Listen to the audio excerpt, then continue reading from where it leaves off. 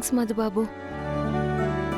ఏ చిన్న అవకాశం దొరికినా నన్ను ఇరికించాలని చూసే మీరు ఈ మధ్య నానెక్కడ ఇరుక్కున్నా మీరే కాపాడుతున్నారు. ఇందాక విక్రమ్ విషయంలో కూడా పెద్దయ్య గారికి ఏం చెప్పాలో అర్థం కాలేదు. నానేం చెప్తే పెద్దయ్య గారు ఎలా రియాక్ట్ అవుతారో అని భయపడిపోయాను. సమయానికి మీరు నిజం చెప్పడం వల్లే అందరూ సిచ్యువేషన్ని అర్థం చేసుకున్నారు. నా మనసు కూడా కొంచెం కుదుట పడింది. హలో ఎర్రబస్సు, నేను సేవ్ చేసింది నిన్ను కాదు, నన్ను.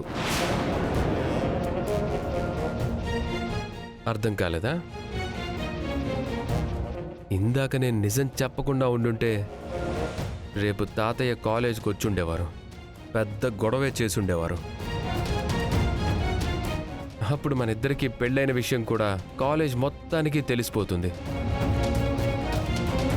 అలా జరగకూడదన్న భయంతోనే నేను నిజం చెప్పాల్సి వచ్చింది. అంతే తప్ప నీ మీద ప్రేమతో మాత్రం కాదు. తప్పకా